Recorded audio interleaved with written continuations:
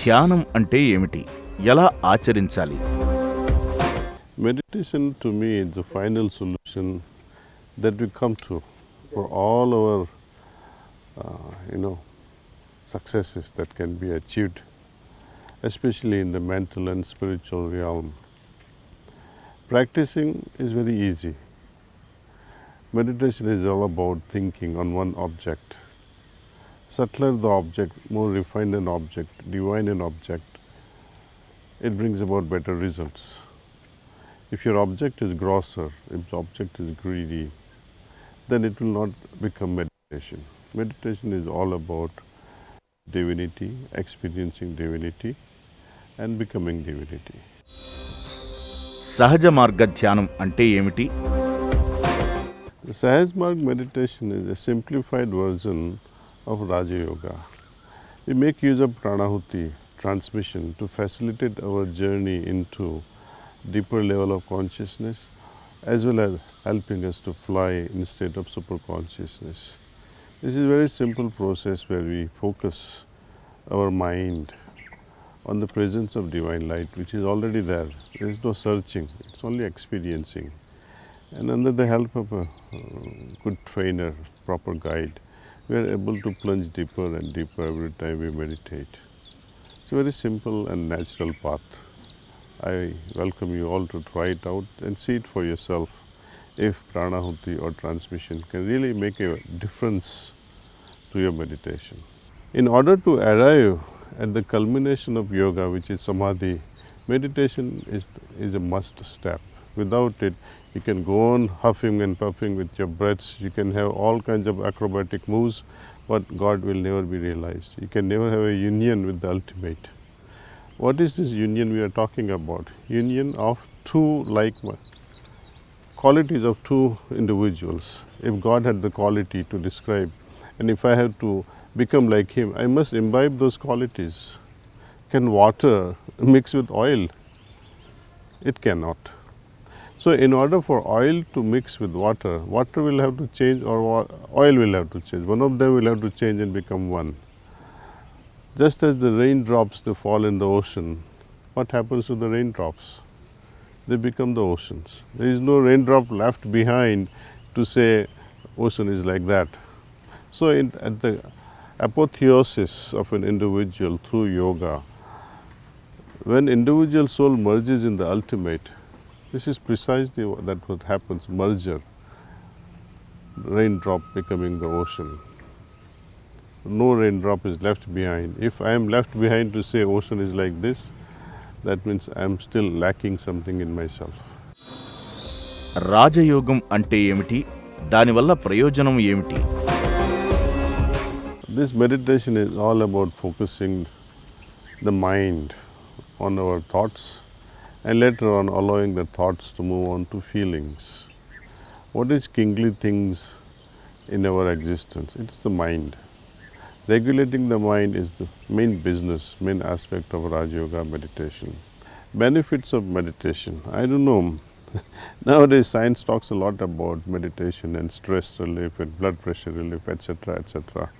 But to my heart, meditation was originally designed for a higher purpose. If your parents are rich and you ask for 5 cents or 5 paisa, it will be insulting. If your father is a king and you ask for this, father would be laughing and he say, ask for something, I can give you more. If we ask God for peace of mind and stress-free life, of course He is generous, He can grant us. But wouldn't it be better if we ask for God for the sake of God? You refer back to the story of Lord Krishna in Mahabharata. Before the war, when two parties went, He gave the offer, either choose me or choose the army that I can provide. And you see the results. So what is the point for asking for worldly stuff if God withholds Himself? Self development ఎలా పొందాలి? So what is self-development? Unless you understand mental development, heart development, many human qualities that needs to be developed. Unless they are developed, what is the point of talking about overall development? Meditation makes us more aware. Meditation sensitizes Meditation makes our inner voice more laudable. We are able to perceive our defects highlighted in our day-to-day life. For example, when I have to make a decision in the business world, or if I have to make a business about the family situation, or making a decision whom to marry. With this meditation, you can move on with the question in your heart, and answer definitely comes in a very positive way. We don't have to undergo every little experience or every little businesses before we learn how we fail or how we succeed. Meditation really can help us, come to the truth without going into real work. భక్తికి ఆధ్యాత్మికతకు ఏమైనా వ్యత్యాసం ఉందా? It's a question like, what is the difference between bhakti and spirituality? Bhakti is a means to an end. Spirituality is, to me, is the halfway through the ladder, halfway through the staircase. There is much greater awaiting beyond spirituality. But at every step, it is bhakti, it is devotion that takes us further. You see, before spirituality, what was there? Before adhyatmikta, what was there? It was religious belief, religious dogmas and beliefs. Hindu believes I am better than Muslim. Muslim believes we are better than so and so. So this, I would say, friction always goes on when we talk of religion. When we talk of spirituality, it is a different world. But this evolution can happen only through bhakti. From spirituality also, we can jump higher to a next level of consciousness, and then to the next. And it goes on and on and on. See? So, bhakti or devotion is primary. I would give more focus, attention to it than anything else. రాను రాను ఆధ్యాత్మికత ఒక ఖరీదైన వ్యవహారంగా మారుతోంది. ఎందుకు? Well, if people are thinking that God can be purchased, then good luck to you. My masters, Babuji Maharaj, when he visited the West, one person handed over $100 and said, "This is my Guru Dakshina." So he returned it back, slipped that money back and said, "We are Hindus, we don't sell gods. Brahma Vidya is always shared with total freedom and free of cost." Then he put a very poignant and very fundamental question, that God is not for sale. Understand this. If God was for sale, how much would you pay? And if you could pay, why do you need God? So that talks all about money and spirituality. So that talks about all about money and spirituality. So gurus cannot become merchants. If you want to do a business, go and do somewhere else. Not in spirituality. The guru should never sell this Brahma Vidya. Moment you sell Brahma Vidya, it becomes Devil Vidya. And the person who sells it also becomes a devil. These days many gurus are proliferating like merchants. For this kriya, for that kriya, for this method of breathing, etc., etc., etc. They charge all kinds of stuff. And people, out of their greed, our people by and large, they are hunting, looking for miracles. But the only true miracle is to how I can get transformed as a human being and become divine. That's all. If Guru can satisfy this, wallet is fit. If anyone is asking for money, run away. Hindu ధర్మానికి సంస్కృతికి మధ్య తేడా ఉందా? Hindu culture is all about the way of our living. For example, as soon as we wake up in the morning, we are supposed to look at our hands. Later, after taking a bath, we have a Surya Darshan, and then we sprinkle water in front and recite some mantras. We fast on Ekadasis. We feed the poor. We feed the trees, or we water the trees, or water tulsi, etc. This all thing have a purpose. It's social balance, natural balance, etc. But when it comes to Dharma, it is very sublime. This Dharma is always inviting us. to experience higher and higher level of consciousness. And this Hindu Dharma actually has things for everyone's palate, everyone's mental inclination. If you are inclined to worship a statue with an idea that there is ultimate or divinity which is behind the statue or a murti. A person who would like to recite mantras, there is a room for that in Hinduism.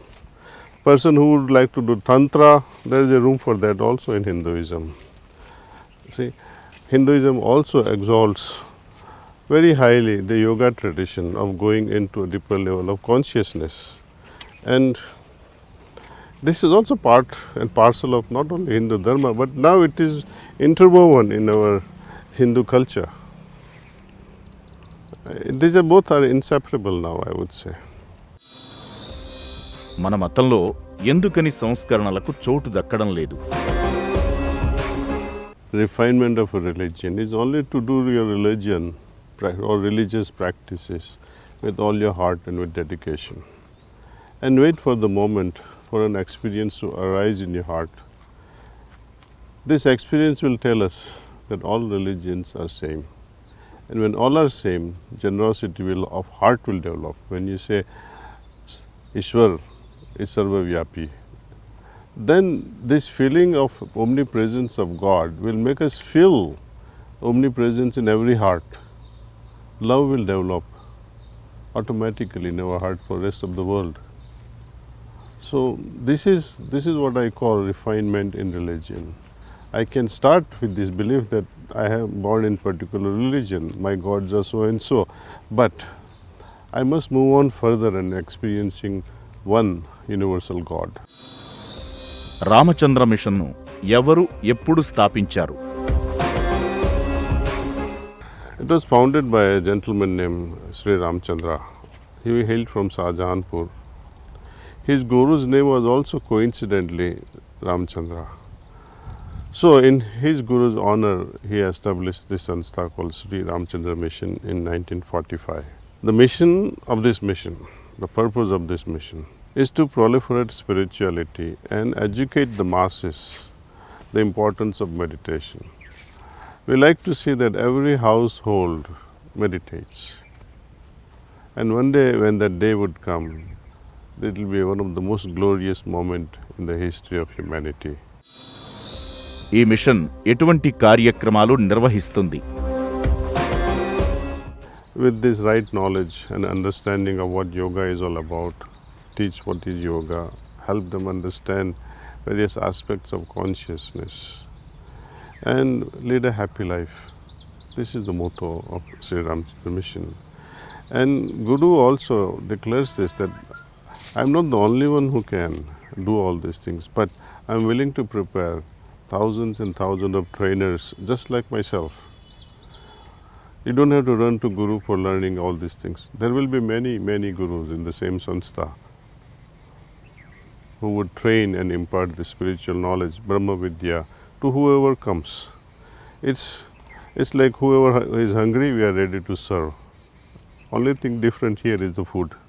It's spiritual. Ramachandra mission ప్రధాన లక్ష్యాలు ఏమిటి? Main activity is only this, to bring about awareness of meditation and teach individuals above the age of 15 how to meditate well. Because humans' solution today to all the problems lies with meditation. ప్రపంచవ్యాప్తంగా Ramachandra machine కేంద్రాలు ఎక్కడున్నాయి? వాటిలో ఎటువంటి కార్యకలాపాలుంటాయి? We have our presence in 160 countries. We have lakhs and lakhs of people following this. Main activity of this organization is meditation, meditation and meditation. Besides that, of course, besides this meditation, we also teach children how to develop confidence, how to develop courage, how to develop further knowledge, how to increase the memory, all these things. For this we have a special program designated as Brighter Minds. So besides meditation, etc., we have a Brighter Mind program. With meditation, we have group meditation where many people come together and meditate in one assembly. We also have what we call one-to-one sessions of meditation between the trainer and the seeker. So these are some of the features. Of course, literature is also, I would say, in thousands and thousands of pages, I would say. Maybe 40,000 pages are available to study depending on the interest of each seeker. But more in focus is experiencing true divinity. Yogic philosophy అంటే ఏమిటి? Yogic philosophy, for that to understand, we have to understand what yoga means. Yoga literally can be defined as yajyuti iti yogaha, one that joins, one that unites. And what is the meaning of the word religion? Religion also means the same thing, re-legare. Re-legare. Legare also means to join, rejoin. What are we trying to rejoin? My little self with the higher self, Atman with Paramatman. These are the general definition. But unfortunately today yoga is mostly misunderstood. We say, oh, yoga means you do some breathing exercise and some asanas, that becomes yoga. Of course, these are some of the limbs as per Patanjali yoga, that asanas is needed for a good health, pranayama is needed for good health and regulation of some energy body or pranamaya kosha. But meditation has a different purpose altogether. Without meditation, Ashtanga yoga will remain incomplete. Yoga without dhyana, yoga without samadhi, it is like, you're giving food and there is no food substance there. భక్తికి మీరిచ్చే నిర్వచనం ఏంటి? Bhakti is very easy. If you had fallen in love with someone, you know what bhakti is. When you fall in love with someone, you always think of that person 24/7. Eating, sleeping, studying, you will have thought of that person all the time. Bhakti or love creates so much of restlessness in one's heart. Look at life of Meera. Can you say she led a life without bhakti? No. She was madly in love with Lord Krishna.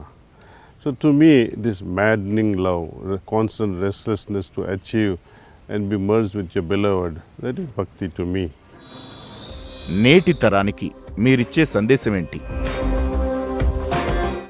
I have only one humble request, and it's only this. Perhaps you must have meditated in your life, perhaps not.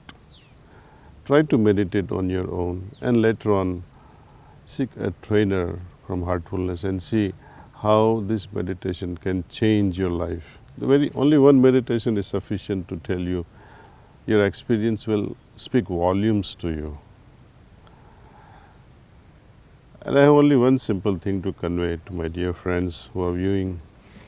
Who doesn't want happiness? We all want happiness. But how is it possible when we remain restless? Happiness finds its true meaning when we are in harmony.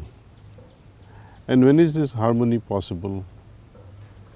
This is possible when we have a contemplative mind. And when is this contemplative mind possible? When we have a focused mind. And when is this focused mind possible? Only through the practice of meditation. So now you can connect the dot between meditation and happiness. All the best. Thank you.